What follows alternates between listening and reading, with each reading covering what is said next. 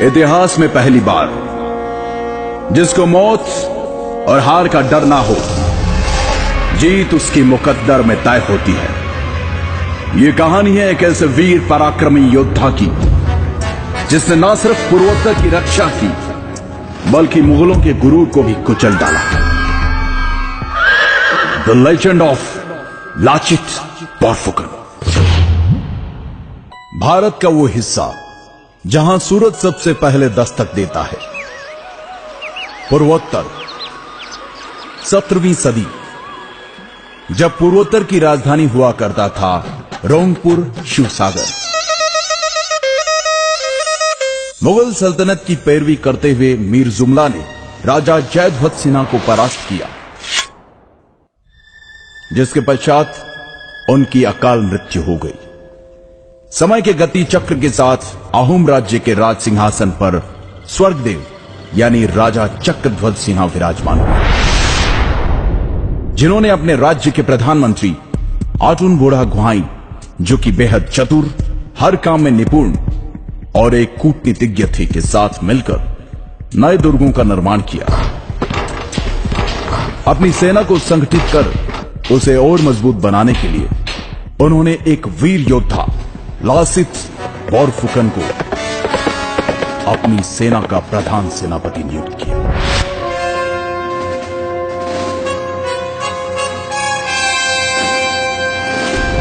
जो कि ऊपरी असम के पहले बोरबरुआ मोमाई तामुली बोरबरुआ के बेटे थे। लासित हर तरह के युद्ध कौशल में सामर्थ्य रखते थे। सेनापति नियुक्त करते वक्त राजा चक्रध्वज सिन्हा ने लासित को एक सोने से निर्मित हैंगडांग यानी तलवार उपहार स्वरूप दी। चक्रध्वज सिन्हा ने धीरे धीरे आसपास के सभी राज्यों से मित्रता के संबंध बनाने शुरू कर दिए और मुगलों के साथ की गई संधियों को तोड़ना शुरू कर दिया। यह सुनकर मुगलों के फौजदार फिरोज खान ने इस विषय को गंभीरता से लेते हुए राजा चक्रध्वज सिन्हा पर दबाव बनाना शुरू किया और चेतावनी दी कि अगर तुमने हमारे साथ की गई संधियों को ठुकराने की कोशिश की तो इसका परिणाम बहुत ही भयानक होगा। उधर इन बातों की परवाह किए बगैर प्रधानमंत्री आटुनबोड़ा गुहाई और प्रधान सेनापति लासित बोरफुकन ने मिलकर पहले छोटी छोटी जगहों पर और फिर अगस्त 1667 को गुवाहाटी पर भी फतह हासिल कर, जिसके तहत मुगलों को पीछे हटने पर मजबूर होना पड़ा।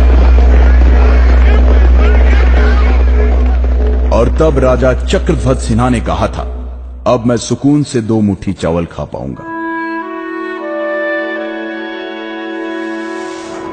वहीं दिल्ली में बैठे मुगल सल्तनत के बादशाह औरंगजेब को जब इस बात का पता चला तो वो बौखला गया और 19 दिसंबर 1667 को एक विशाल सेना जिसमें 5000 बंदूकधारी, 1000 से अधिक तोपें, नावों का एक बड़ा बेड़ा, 30,000 पैदल सैनिक, 15,000 तीरंदाज और 18,000 तुर्की घुड़सवार शामिल थे, जिसकी कमान उसने राम सिंह के हाथ में देकर कहा, जाओ और जो भी हमारे सामने सर उठाने का साहस करे उसे कुचल डालो।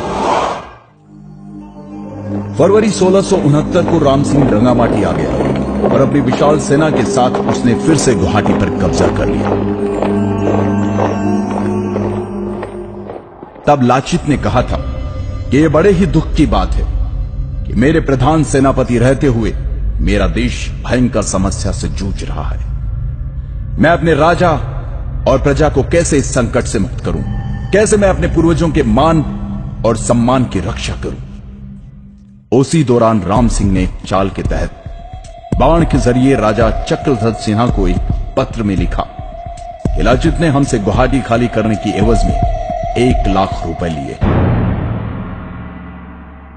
एक बार तो राजा को लाचित की ईमानदारी पर शक हुआ, लेकिन प्रधानमंत्री आटुनबोड़ा गुहाई ने समझाया कि लाचित देशभक्त है और यह उनके खिलाफ एक षड्यंत्र मात्र है।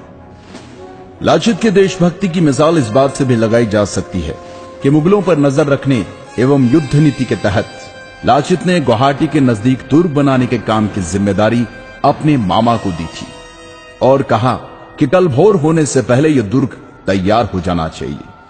मामा ने कहा, आप निश्चिंत होकर आराम करें, सुबह तक काम हो जाएगा।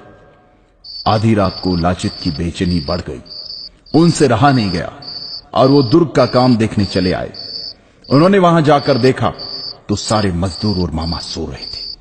यह देखकर लासित की आंखों में खून उतर आया और उन्होंने गुस्से से मामा को उठाकर कहा, मामा, मैंने आपको कहा था कि काम रात भर में हो जाना चाहिए।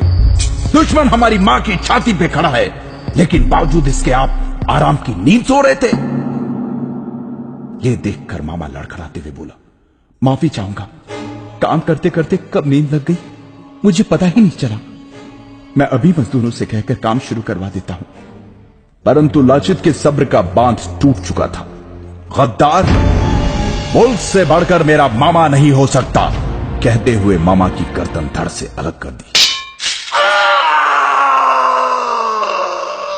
और रातों रात उस दुर्ग का निर्माण करवाया, जिसके कारण मजबूर होकर मुगल सेना को जल युद्ध के लिए तैयार होना पड़ा, जिसमें कि मुगल सैनिक बहुत कमजोर थे। इधर बहुत तेज बुखार से जूझ रहे लाचित को अर्जुन बुढ़ागुहाई ने कहा कि तुम्हारी तबीयत बहुत खराब है, इस हालत में तुम युद्ध पर नहीं जा सकते। फिर भी लाचित युद्ध के लिए गए और शुरू हुआ सराय घाट का ऐतिहासिक युद्ध, द बैटल ऑफ सराय घाट। लेकिन क्योंकि लाचित के पास सेना बहुत कम थी, इसलिए लाचित की सेना हारने लगी, युद्ध छोड़कर पीछे हटने लगी। तब लाचित ने अपनी सेना से कहा, हे आसाम के वीर सैनिकों, अगर तुम में से कोई रण छोड़कर जाना चाहता है तो बेशक जाए, लेकिन मेरे राजा ने मुझे दायित्व दिया है, इसलिए जब तक मुझ में प्राण बाकी है मैं लड़ूंगा। अगर मुगल मुझे बंदी बनाकर ले जाना चाहते हैं तो ले जाने दो। तुम जाकर राजा से कह देना कि मैं उनकी आज्ञा का पालन करते हुए आखिरी दम तक लड़ा। यह सुनकर लाचित की अगुवाई वाली सेना में तीव्र ऊर्जा का संचार हुआ और परिणाम मुगलों को मुंह की खानी पड़ी। मुगल सेना पूरी तरह से हार गई। यह देखकर मुगलों के नेतृत्व करने वाले राम सिंह ने नतमस्तक होते हुए कहा, मैंने अपने जीवन काल में अनेकों युद्ध देखे और लड़े, पर ऐसा पराक्रमी वीर योद्धा जो जान से ज्यादा अपनी मातृभूमि से प्यार करे, जो युद्ध के हर क्षेत्र में पारंगत हो, आज पहली बार देख रहा हूं। राजा की जय, सलाहकारों की जय, सेनापति की जय, देश की जय। हे लाचित, तुम्हें कोटि कोटि नमन। पूर्वोत्तर के इस वीर योद्धा को भारतीय इतिहास कभी नहीं भुला सकता।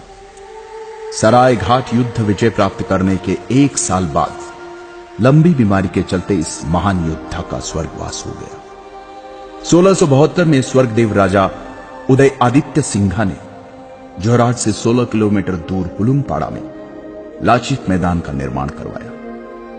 लाचित बोरफुकन की वीरता और सराय घाट की लड़ाई में असमिया सेना की जीत के उपलक्ष्य में हर साल 24 नवंबर को असम राज्य में लाचित दिवस मनाया जाता है। राष्ट्रीय रक्षा अकादमी के सबसे अच्छे कैडेट को लाचित बोरफुकन स्वर्ण पदक से सम्मानित किया जाता है। वतन के लिए अपने प्राणों की परवाह न करने और असम के इतिहास के निर्माण की नींव कहलाए जाने वाले ऐसे महान योद्धा को शत शत प्रणाम।